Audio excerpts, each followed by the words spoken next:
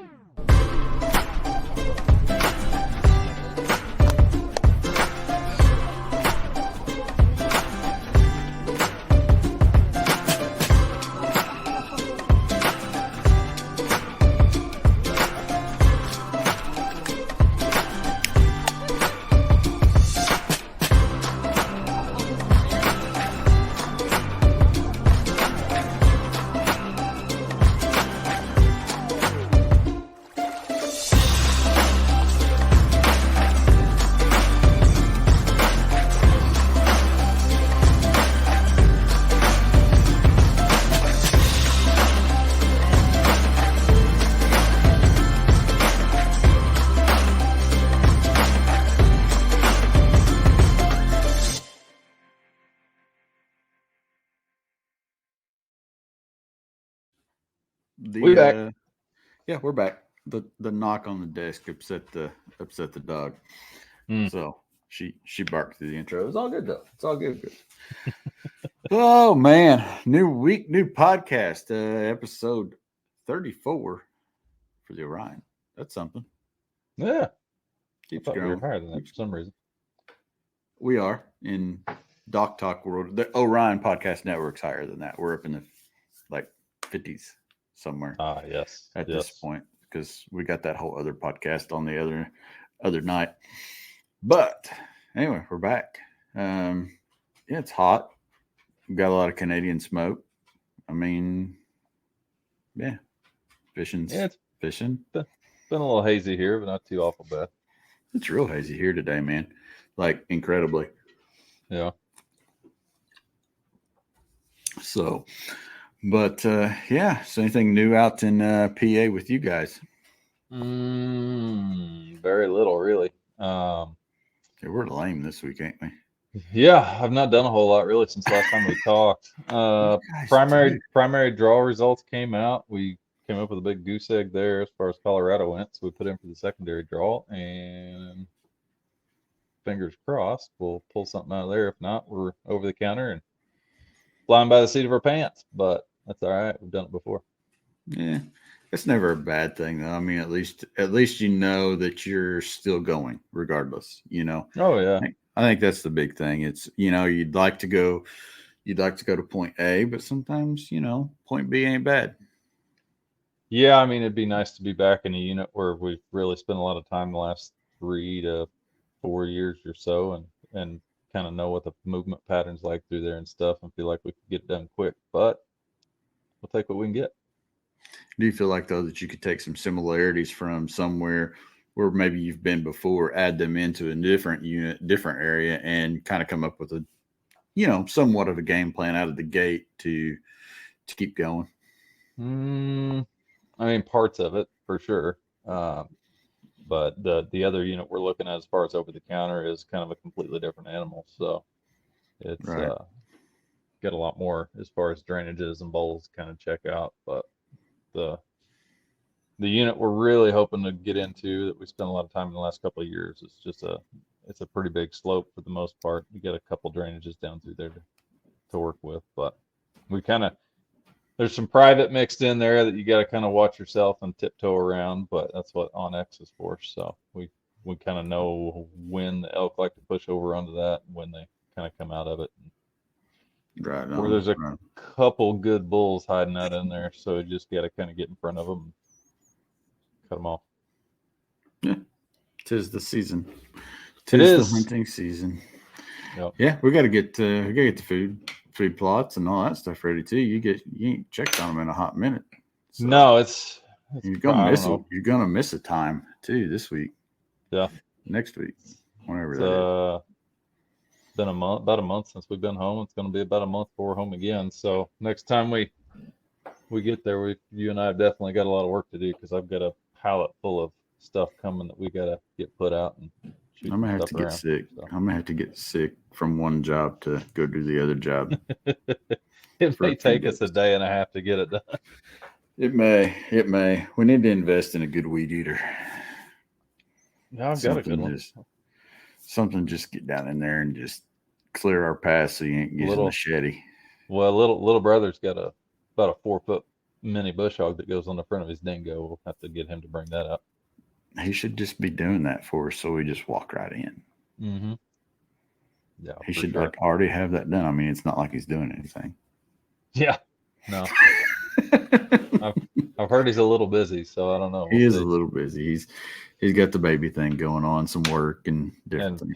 Plenty of work from what I hear. So that's a good thing.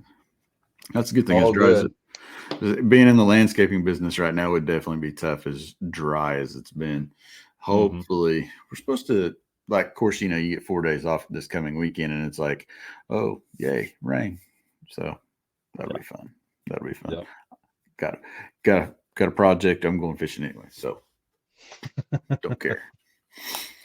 All right, man. Well, so I think everybody's probably ready for this special guest. Tonight's special guest. I'm gonna let you do tonight's intro, and Well, tonight we've got, speaking of deer season, me and this buddy of mine met through deer hunting, and I discovered him through a little video that First Light put together, I don't know, some years back now. We'll let him tell us all about that. But he's a husband, a father, a bow hunter, and the urban bowman. If you guys have found him on social, Taylor Chamberlin. Welcome to the podcast, buddy. Hey guys, how's it going? How goes it? I'm fresh off the golf course, so you look like you're fresh off the golf course. If it's not blatantly obvious, yeah. Slack. Speaking of taking off work. Hey man, that's work. You gotta get out there, gotta meet some landowners, get permission, gotta grease the skids. It's all about working angles, man. There you go. If that's your setup, you got the right idea. I think that could, especially if they don't hunt. Chances are, if they don't hunt, they likely could be into golf. So there are not many people here that do hunt. That's part of the problem, which is where I come in as the solution. So that's a good thing. Yeah. Well, speaking of getting permission and knowing how many deer you kill a year, roundabout how many properties have you got permission on kind of in suburbia out there now? God, I have no clue. My my Onyx map looks like it needs ointment. It's got so many dots all over it. Dots everywhere. I actually use I use Spartan Forge as an app, and you can highlight the whole property boundary, and it's really kind of cool to zoom out and see like all the properties that I have access to. I probably have. I counted a couple years ago, and I had around 1,500 trees that were prepped, ready for me to climb within a 15-minute drive of my house. So the problem for me is not where to hunt; it's picking which property to go to. Right. Which people hear and they're like, "Oh wow, you're so lucky." And it's like, man, you got to realize that. For anyone who doesn't know, I live in the suburbs of Washington, D.C., and we have a major overabundance of deer. The carrying capacity for deer here should be 10 to 12 deer per square mile. And the deer are so overpopulated that they literally can't even quantify how overpopulated they are. When they do the late night surveys, where they fly around with the thermals, it just looks like you kicked the anthill. And their best guess is it's between 420 and 430 deer per square mile, but there's some pockets that exceed 600. So it's not uncommon to see 40, 50, 60 deer in a hunt that are just traveling around. They're like zombies just looking for food, especially late in the year when there's no browse. But we're talking about property owners, and it's quite the opposite than what most people are used to. I get property owners that will call me all the time, and they're like, "Where are you? Get out here. There are deer in the yard. Like, come shoot them." And it's like, just because you're seeing deer, Mrs. Smith, doesn't mean that I can sit in a tree and just whack a bunch of them, right? Like you might, right. for whatever reason. So 400 deer a square mile. Yeah, it's insane. So we actually have a year-round deer season here, so you can hunt 365 days a year to help try and reduce the herd, because they're doing everything they can to try and get them gone, or at least culled back to a respective number. Right. My freezer's getting a little light. I need to come pay you a visit. Hey man, just send me a cooler. I'll send it back with some meat in it. Yeah, I had I have a good buddy of mine that was over at my house, that was visiting from out of town, and he opened my freezer and he almost fainted because the way that so I use a lot of the deer to feed the homeless, but what they do is grind all the deer meat. And so my processor was like, look, dude, I'm not grinding backstrap. Like, I think there's just room in hell reserved for people that grind backstrap. So he goes, I'll just grind the whole deer. I'll give you the tenderloins and the backstrap. I'm like, yeah, that's cool with me. So my freezer is literally full of tenderloin and backstrap. And so my buddy opened it and looked at it and just about fell on the floor, just blown away. That is red gold for sure. Yeah. Yeah. I have two little kids. My oldest daughter is 5, just turned 5. And she had never had beef until 6 months ago at some birthday party. Some dad was like grilling burgers, and not from some like weird organic only thing. It's just like, we eat what dad shoots. So we got lots of venison, lots of fish, lots of turkey, and birds, and we're pretty happy. We're like the little urban redneck family in suburbia here. No doubt. So talking about that, like, what is your harvest quota that you can harvest per month, year? I mean, it's unlimited. Yeah. There's no bag limit, daily, weekly, monthly, or annually. So you can only shoot 3 antlered bucks. But as far as antlerless deer go, it's unlimited. And depending on the property, some properties will be enrolled in either like a DMAP program, and the state will give you tags to use to shoot them with. So you don't even need to buy your own tags on some of those properties. On other properties, you do need to use your own tags, but you can buy 6 tags for $18. It used to be $11, but they just raised the price on us. Inflation's getting everything, even hunting licenses last year. So, yeah, man, I mean, like, to be able to shoot 6 deer for $18 is a pretty good deal. So I buy a lot of those tags. Fortunately, they expire. Those are good for 12 months from date of purchase. So I'm always like staggering out when I buy them and burning up the old ones. But they don't last too long in my phone. So that's good. I can imagine. It sounds like I need to start going with my wife on some of her work trips out there. Yes, you do. Come on down. I got some backstrap you can take home. Yeah. Well, and there's caveats to the whole urban hunting, because it's archery only, and you've got to be paying attention to shot placement, because you don't want that deer to expire on a property you don't have permission on. 100%. I mean, so look, there are a lot of really cool things about urban hunting.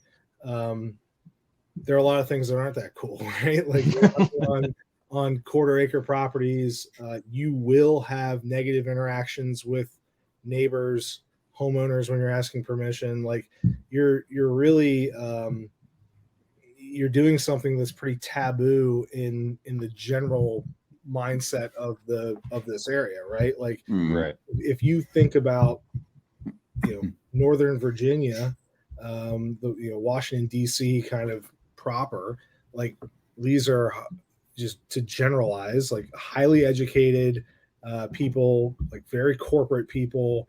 They've not been exposed to hunting for the most part. They have like very wrong preconceived notions of what a hunter is, and like, most people are anti-hunting just because that's what they think they are, right? So you really deal with a lot of negative interactions. And what's really funny is, like, I've been doing this for since 2008, so 15 years. You get a lot of interactions with people where they're like, once they get to know you, they go like, "Oh man, you're not what I thought you were going to be. Like, you're not what I thought a hunter would be like. I love messing with those people. I'm like, well, what do you mean by that? I know what they're saying. They're saying, like, we thought you were going to be some bumpkin with like 4 teeth and overalls drinking Bud Heavy, like, Elmer Fudd, right? Like, that's what That's what they know. Yeah. And, and they're like, oh, you're like a normal dude I can have a beer with, is what one guy told me. I'm like, oh, because I can like have a conversation. Like, I live down the street from you, dude. Like, we're in the same community. It's not like I do know how to read and write too. Yeah. As long as they're pictures, and it's written in crayon, we're good to go. Like, like, I'll drop a little choose your own adventure book in front of them and be like, oh, sorry. Oh man. No, that's awesome. So when you're, how do you, what's the best way when you're out there? You're walking up to these people. How does the approach start to somebody that's maybe not familiar with the hunting lifestyle? Well, I think lately hunting has been portrayed very well in very positive light by, having podcasts, people having intelligent conversations about it. Like, Meat Eater has really spawned a whole new generation of hunter. I get contacted all the time by people in like, inner city DC that are adult onset hunters that have never been exposed to hunting in their life.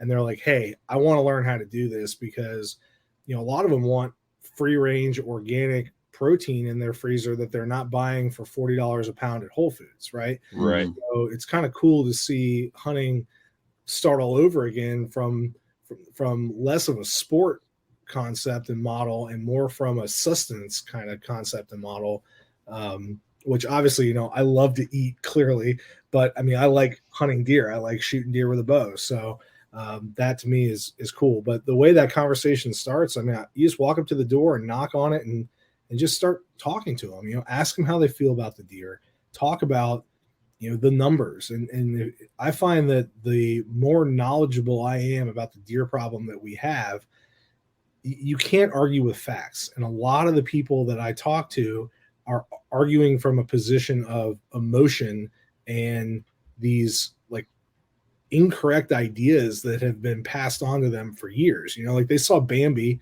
back in the 80s, 70s, whatever. They thought deer were pretty critters and they have no clue that they are so overpopulated. And then on top of that, to be able to let them know, like, hey, look, I'm shooting these big old does. I'm making room for those young ones to come up, or I'm shooting, all the ones that I ethically can to help feed homeless people and balance the herd out, right? Like, I'm not some bloodthirsty killer that's just out here trying to murder everything.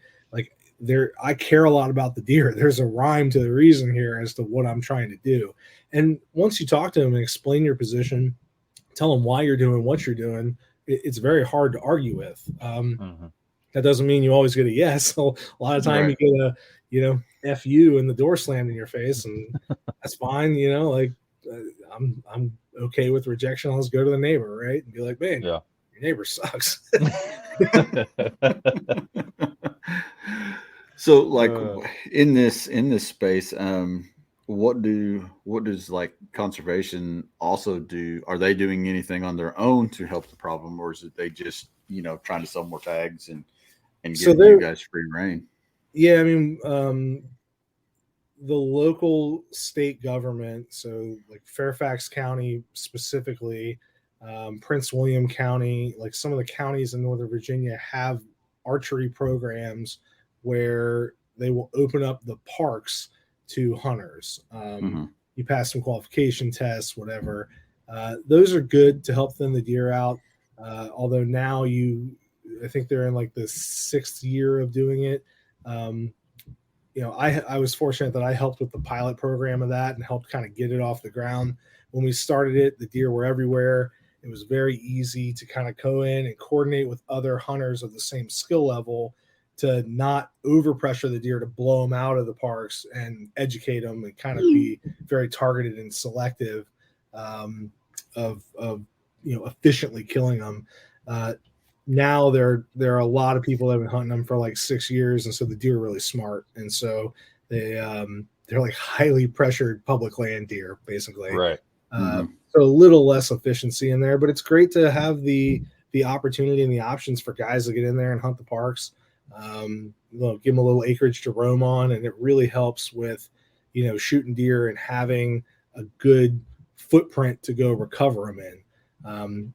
I have some spots that are only a half acre, quarter acre, and the odds of a deer staying on that property when you shoot them is slim to none, right? And so I have a very, very strict kind of shot process that I go through, as well as shot placement is absolutely pivotal. Like the difference between an inch and a half of like perfect double lung snow plow for 30 yards and die versus a heart shot and a deer running 200 yards and dying is potentially the difference between paying to have a pool cleaned and get screamed at all morning versus, get him in the truck and get out of there with no one the wiser. So that's a big deal. If I have to have another pool cleaned, I think my wife might divorce me. I might lose because that happened one time and she was pissed. That's a whole new perspective. You think about a deer running towards the creek and finding it in the creek, and it's like, no, he's in Tom's pool. Yeah. We're like, oh, the fence has a big deer size hole on the top of it, and there's blood everywhere. Like, uh-oh. Yeah, I'm sure that was not a cheap cleaning bill. No, it was about $2,500. When the pool guy showed up, he saw what was going on pretty fast and was like, "Oh yeah, this dude's bent over the barrel holding his ankles. I'm gonna get my bonus today." You're on the hook for this one, whether you like it or not. So here's what we're gonna do. What's the limit on your credit card, sir? We'll just keep adding stuff until it says rejected. I'd be learning how to clean pools, I think. That'd be my side hustle. Trust me, maybe it's cheaper just to invest in the equipment and just clean it yourself. With how pissed the homeowner was, there was pretty much no amount of money that I wouldn't have paid to disengage with her as fast as possible. I can imagine. Well, speaking of hunter qualifications and making accurate shots, we'll back up just a little bit, but how did you get started in hunting in the outdoors? That's a great question, man. So I did not grow up in a hunting family at all. I was never exposed to hunting. So I'm born and raised in Virginia. Dove hunting in Virginia, very big social thing. And so opening day of dove, I would go with my dad and grandfather, and I remember it being like the most special thing in the world. And I got to go fetch the birds. And then now looking back on it, I realized that we didn't have a bird dog and I was the bird dog. So, perspective has changed a little bit, but that was the only real hunting that I was ever exposed to. And when I went to college in the mountains of West Virginia, and I loved being outdoors. I loved like camping and hiking. My grandfather on my mom's side was a big deer hunter, and he got into bow hunting in the late 60s, but he grew up in Georgia on a tobacco farm and started smoking at like 2 years old, basically. And so by the time that I was like 13, he was like in no shape to go out in the woods and hunt. His lungs were all jacked from smoking. So he taught me how to shoot a bow. So I loved shooting a recurve and I loved hiking, but I never put the two together. And I went to college, and some of my buddies on the golf team hunted. And I was like, man, I want to learn how to do that. And I don't know what it was, but a switch was flipped. And so I taught myself how to hunt and, started gun hunting. And then I picked up a bow and just fell in love with the practice of shooting a bow and hunting and just being out in the woods. And so by my senior year in college, I actually got pretty good at hunting this big woods, public land, but my family business is here in Northern Virginia. So when I came back home, I remember being like very bummed out that I did not have any hunting opportunities, traditional hunting opportunities near me.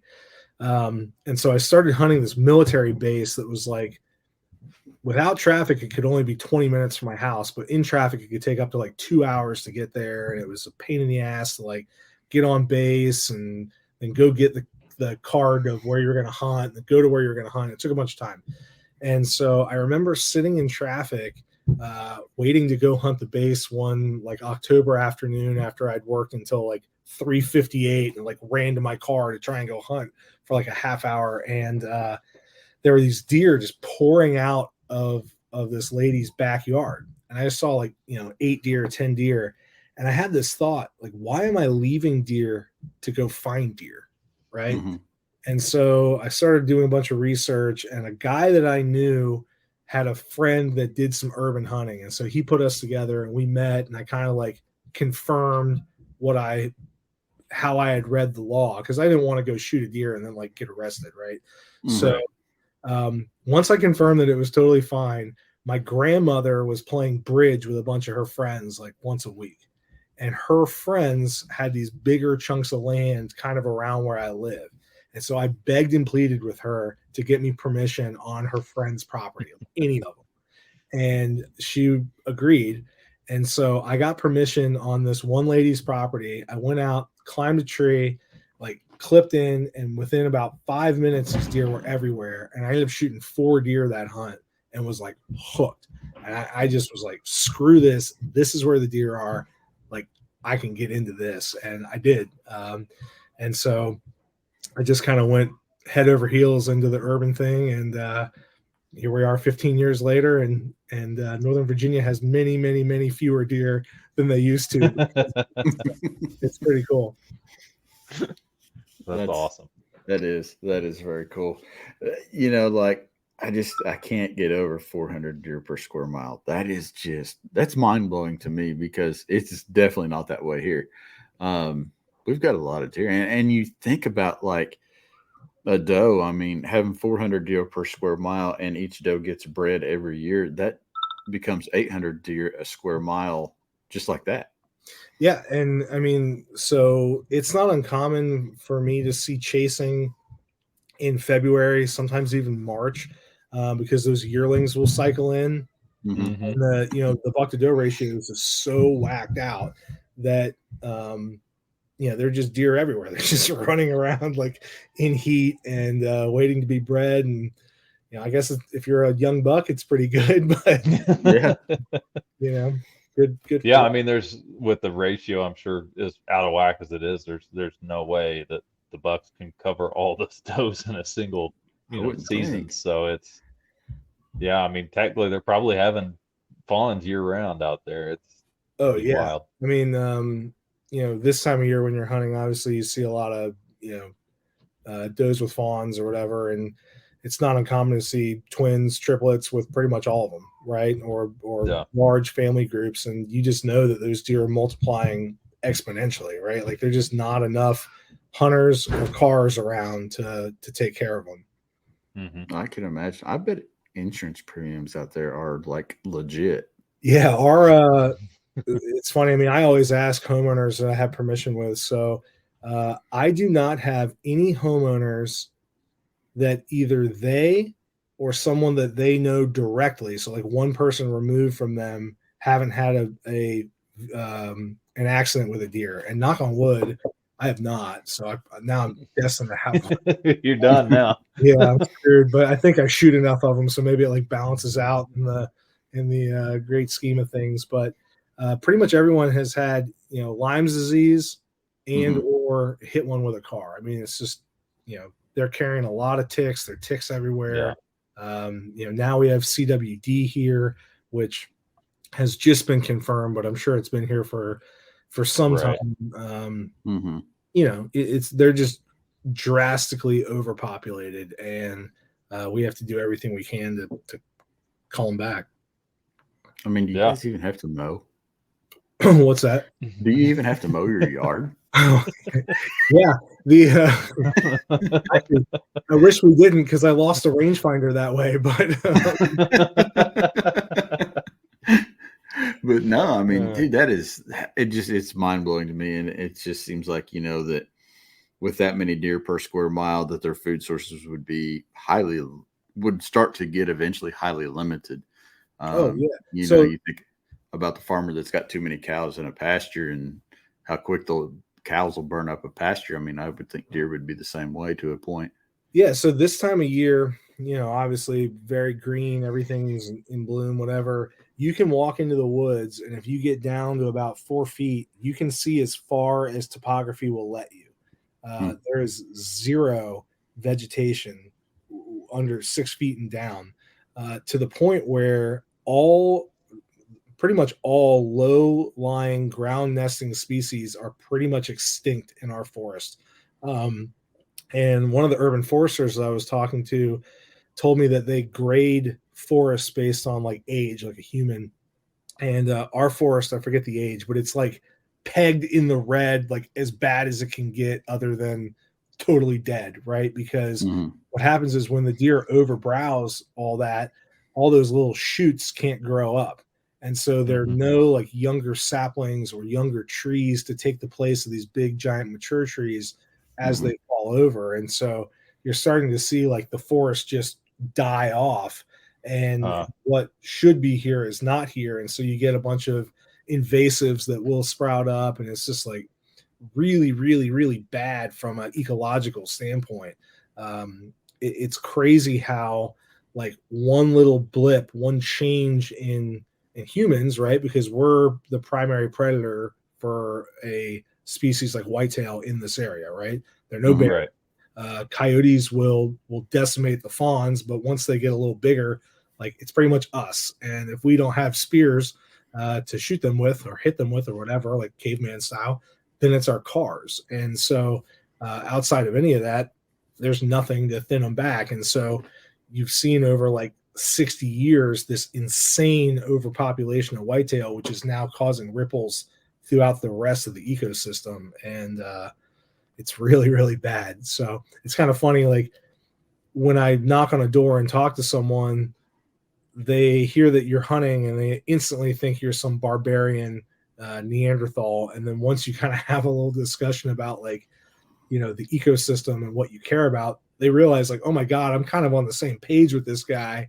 And interesting way that he's going about it to try and fix it. I mean, look, like I care about the ecosystem, but I care more about shooting deer, right? I understand the argument to be made as to why it needs to happen. And, hopefully there are like a lot more people like me that will get out there and start culling these deer back, because, I like to shoot them, but I can't shoot near as many as I do.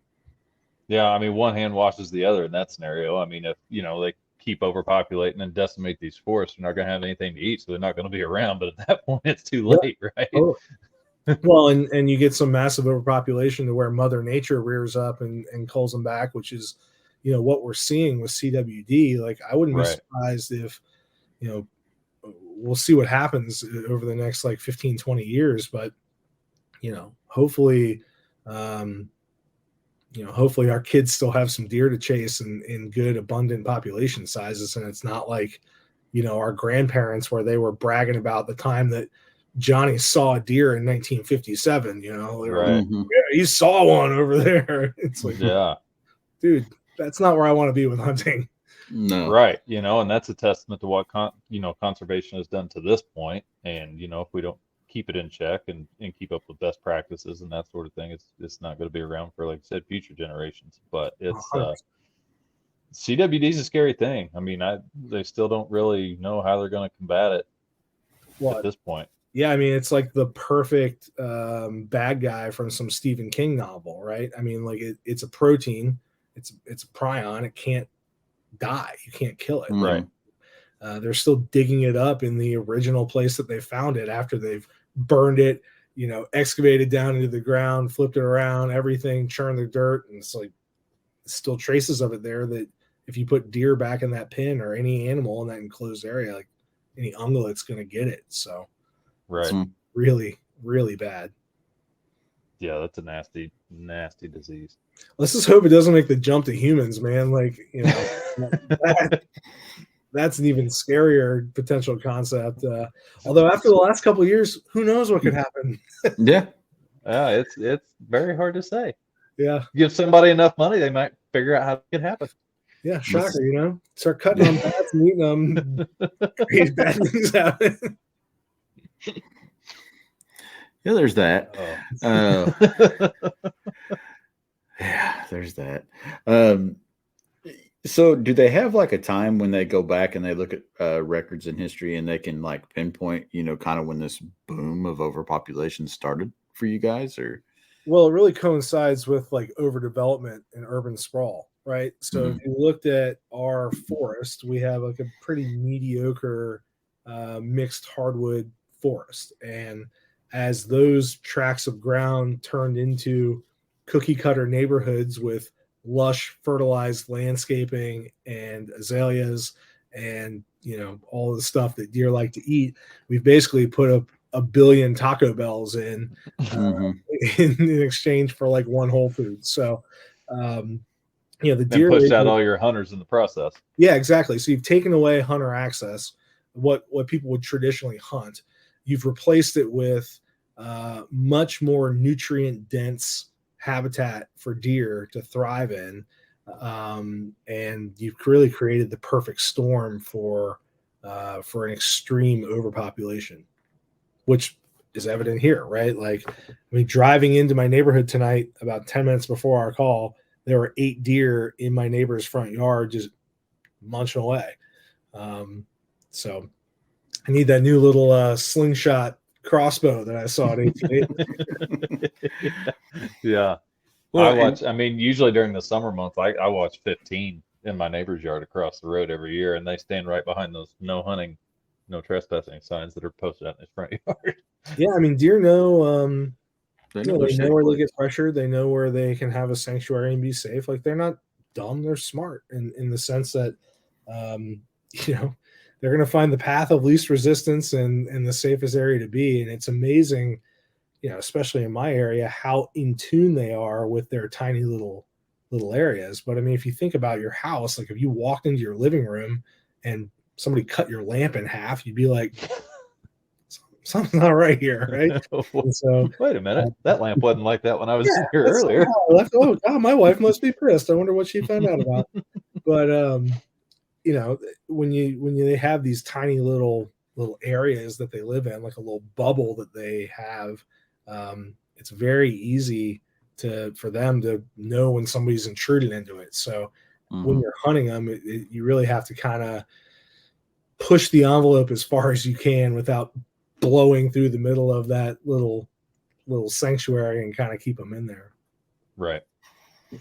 And you can really see this not just in your area. It's happening in other urban areas as well. I see it in Louisville, Kentucky. I'll go down there and do a lot of work, and there's not a morning that we don't go down there and see several deer, several big bucks. I mean, they're just ain't nobody after them. They're just out there hanging out in the subdivision and on the golf courses. And then Bloomington, Indiana, just right up the road from where Zach and I grew up. I mean, yeah, there's nobody hunting those deer. And now all of a sudden, one of the lakes that's near campus is put out, where they're trying to have hunts every year because there's so many deer, so overpopulated in that area. And there's not usually, you drive through town in an evening and you will see deer in town. Yeah.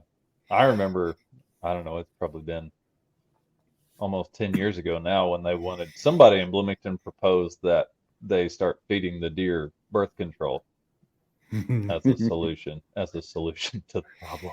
They did that here in a small little area. So in one of the cities here, there's a golf course. The golf course was the only place that was allowed to have a permit to bow hunt.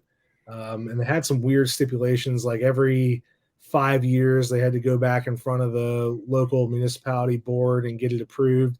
And it was like rubber stamped for 50 years or something like that. And then a couple years ago, they went up for their renewal, didn't think anything of it, had a super liberal school board or board, whatever, approved it, and they denied it.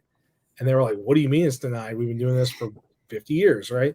And they said, no, we're not going to allow hunting anymore. And then the board that authorized it was like, well, shit, like, what are we going to do now, right? Like, how are we going to control deer? Right. And so they decided that the best solution would be to take police officers that were off duty, have them ride around in a car, spotlight deer in people's yards, shoot them with tranquilizer guns, go recover the deer, because the deer don't pass out just on the spot like they do in the movies, right? So now Right. they're trespassing onto people's property to get deer that they shot with a tranquilizer gun from a car with In the middle of the night. yeah. And then they recover these deer. They take them to the local government center where they had a couple of, I guess, veterinarians on there to either spay or neuter the critter that they had just shot with a tranq gun. So think about the cost of this to the taxpayer, right? You have all these off-duty police officers that are now working overtime, getting paid time and a half. Oh yeah. You got the vets, which are probably getting paid way more than time and a half. You got the, everything that goes along with it. So in total, they spent $1,480 per deer. I think it was like $1,472 or something. It wasn't even 100% effective. So I got a picture from a guy that hunts around that area, and he had one of the deer that had the ear tags that had participated in this with 3 little fawns with her a couple years ago. And I was like, man, I'm spaying them or making them more fertile. Yeah, I think, it's more likely that was like a family group, and she was like watching the fawns, right? Because you rip their tubes out, it's hard to have a baby. But whatever. It like just total horrible idea where you're going like, okay, here's this government that's spending, the small city government spending a lot of money on that. I mean, even if it's like 150 grand, let's say, right. Versus you could generate so much money if you said, hey guys, here's a $5 stamp that you could add to hunt the local city limits or whatever. What hunter wouldn't pay $5 to do that? Right. So I think a lot of towns are starting to realize, across the nation that, hey, we got a problem with this. And whether we do it through a special draw hunt or just allow people to hunt or whatever it is, it's a better way to generate revenue for that, jurisdiction, whatever it is. And instead of spending money to go spay and neuter deer that you're trespassing on the property of. So pretty crazy. Yeah, well, if there's one thing we know for sure, they love to spend money.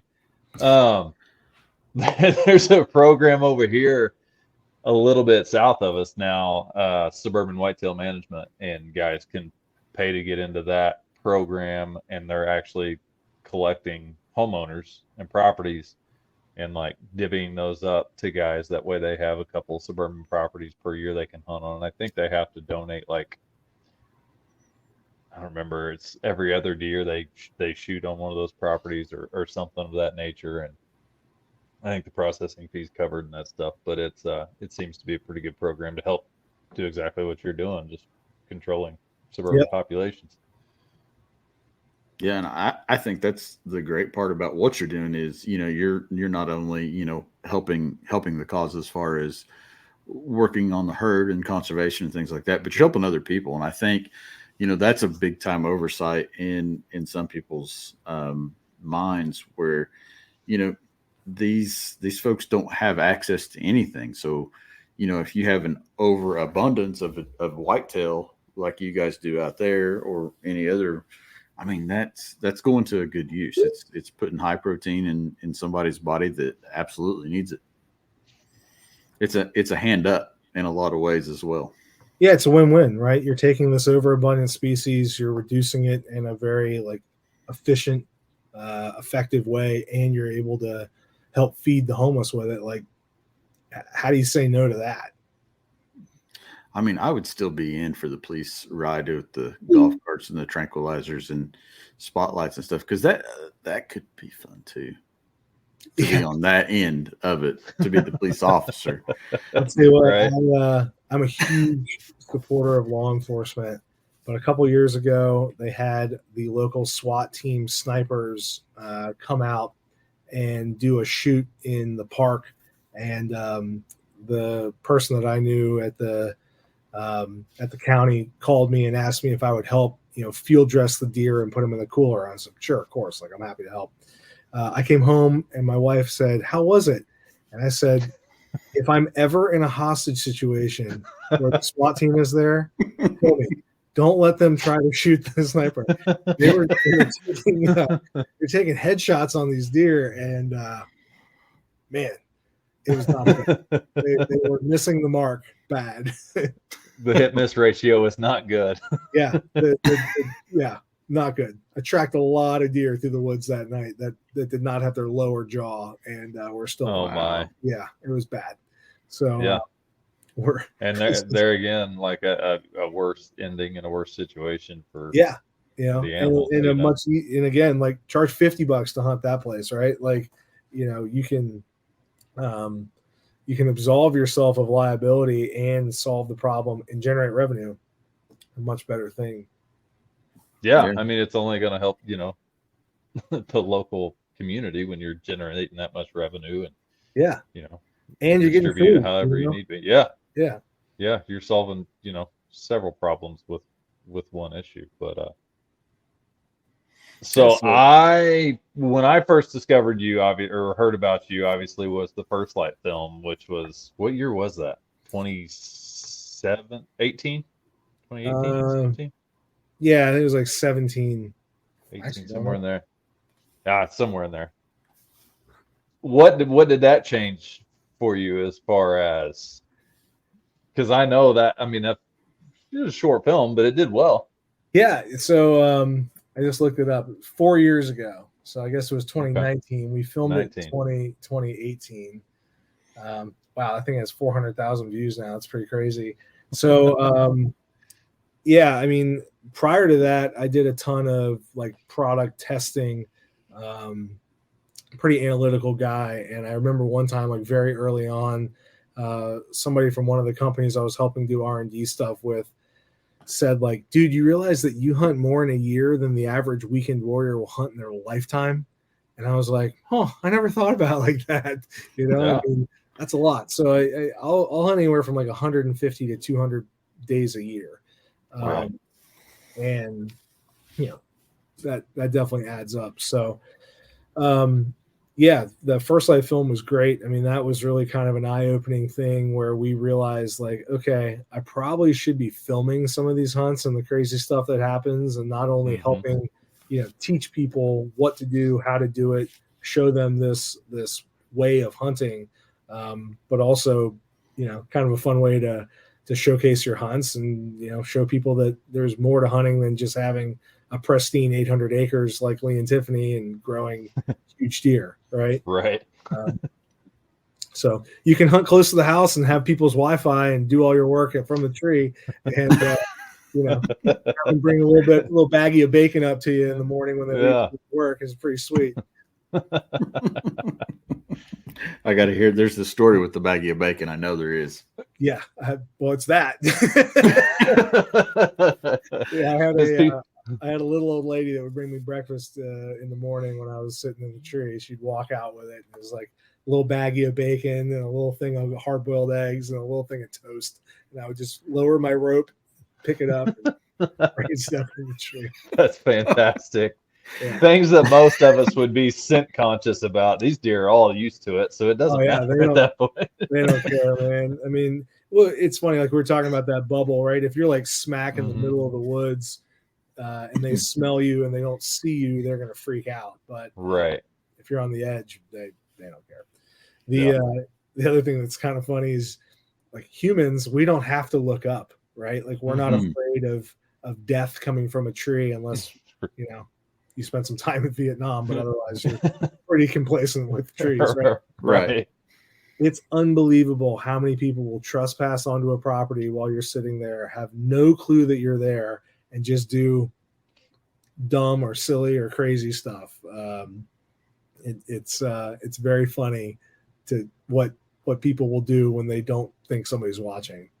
Well, I mean, we're going to ask now. Well, yeah. So, I mean, outside, like there was one morning that, so a lot of the spots that I hunt are like floodplains or areas that are undevelopable, right? Because otherwise there'd be a house there. It's very expensive areas. So you get a lot of like creek bottoms, floodplains, and you'll get these like connected pieces of timber. And so if you look at it from an aerial map, it almost lays out like a highway of where the deer are going to go, because they're going to prefer to stay in those little valleys or whatever where there's vegetation than be exposed.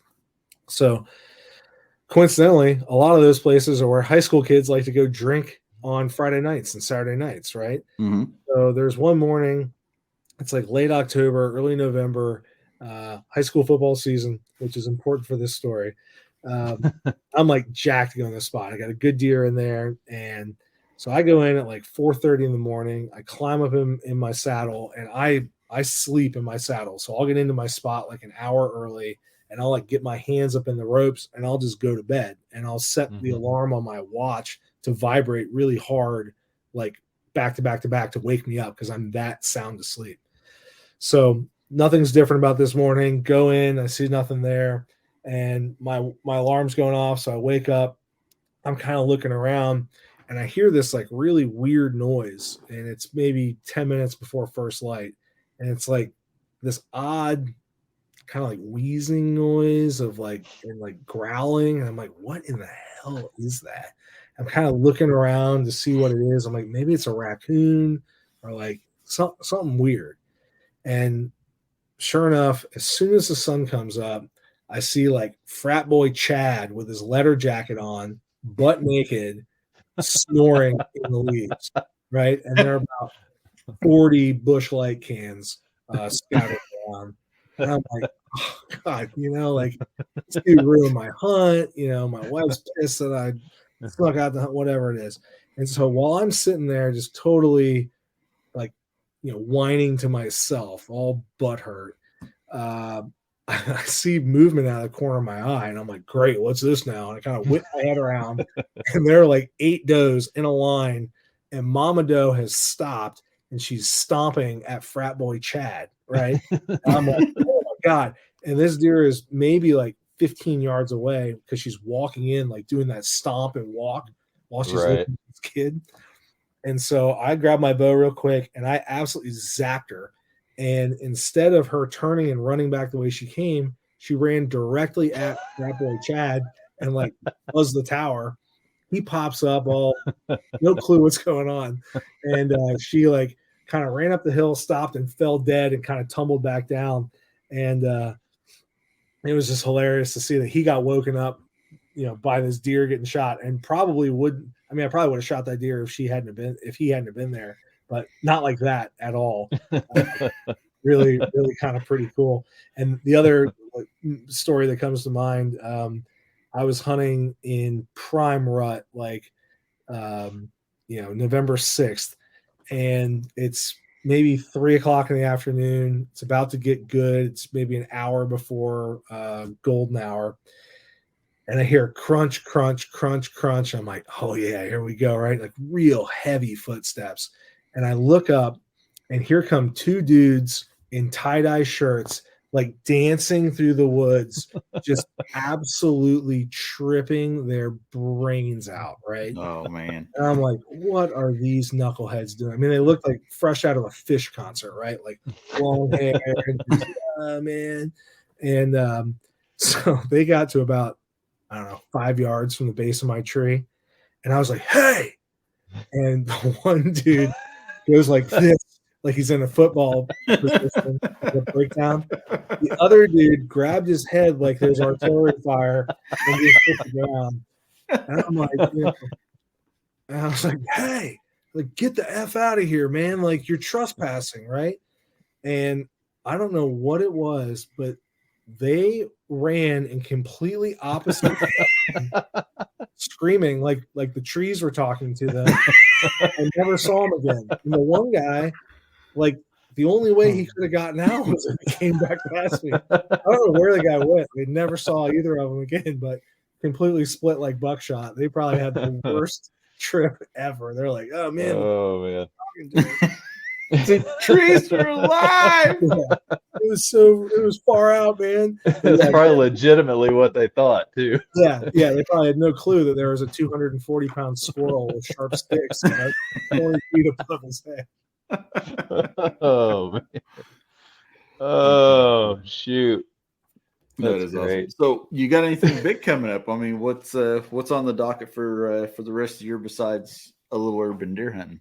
Well, tonight I have a couple diapers that I'm going to change, so I'm really excited about that. Hopefully, I'm hoping that's over for me here soon. hopefully it's not a fully loaded baked potato in there. Yeah, so I just got back from Texas. I was hunting axis deer. That was a blast. Oh wow, And then that's on my list. oh, dude, it was awesome. The axis are like this weird whitetail elk hybrid where they're roaring and they got a herd, like a harem of chicks, but And they're all cracked out. Yeah, they act whitetaily. It's really, Yeah. really cool. As far as other like hunts this season go, do elk in Colorado this year in September, so pretty jacked about that. We need to correlate dates and see when you're going to be there. Yes, and then I have late October. I'm going to go up to Illinois for a little whitetail action, and then I drew Kansas this year, so I'm going to spend a lot of time bouncing back and forth to Kansas for as many days as I can without having my stuff go outside in the driveway, and really try to be pretty selective on shooting a good one. So, yeah, it'll be good. Cool. Yeah, that'll be awesome. You'll have to call Evan too about Kansas. Oh yeah, I'm planning on knocking on his front door around like November 15th. I'm here. You said I can stay, right? You remember talking about this, right? They don't live here no more. Yeah, they never know I'm here, man. Shoot. So as we close out the show here, I know you got stuff to do and we're about at that hour mark. Why don't you tell the people where to find you on social media, where to get more, and all that fun stuff. Thank the people that you need to thank. Yeah, well, thank you guys for enduring me. I appreciate that. Oh, it was a great conversation. Yeah, you can find all the stuff that I put out on Instagram under Urban Bowman and Hunt Urban on YouTube. So check it out. And are you still doing your podcast? It has taken a little bit of a sabbatical. My co-host is working through some personal stuff. He is not incarcerated though, so that's good. Sounds similar to this show. Yeah. We'll have some new episodes hopefully soon. We'll see. Okay. But yeah, if you check out the Hang and Hunt podcast, there's it's basically a therapy session for 90 to 120 minutes of Billy and I going back and forth on whatever topics pop into our little pea brains. That is a scary thought. Yeah, it is. There's a lot to bounce around in there. You just never know. Our intro tonight was probably our lamest intro. It was like we both looked at each other and went, "There's nothing up there tonight." Yeah. Complete blank. Blank. It's like he hit the live button and it was just like yeah. Podcast? We're doing a podcast. Oh, we're live. 'Tis the season. Yeah. Well, thanks for hanging out tonight, man. Yeah. Hey, thank you guys for having me on. I really appreciate it. Yeah. No, it's been we a blast. we appreciate the story, man. I mean, that was a lot of good knowledge, and I hope somebody out there can take something from that knowledge and learn and pass it on and maybe grow from it. I mean, might have opened somebody's eyes tonight. You just never know. Never know. Don't leave deer to find deer, man. They're in the backyards. Stay there and whack them. There you go. Find a way to get it done. Yeah. Absolutely.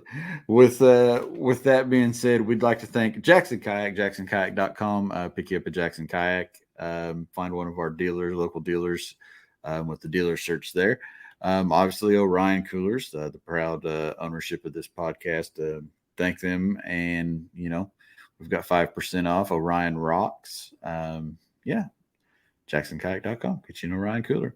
Basco Fishing for always awesome swag, Z-Pro lithium batteries, and Cast King. We appreciate the heck out of all of them.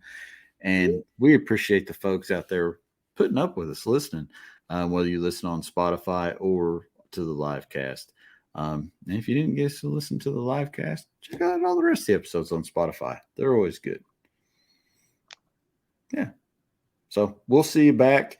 A new episode coming at you on the 11th of July. So, bi-weekly. We'll be back on the 11th. We've already got a guest lined up for the 11th. Zach, you just don't know about it yet. We're ahead of schedule. I'm ahead of schedule for once. Woohoo! So, I get a 10. A freaking 10. Yeah. All right, guys. We will catch you on the next one. Thanks for watching. Peace. Bye-bye. And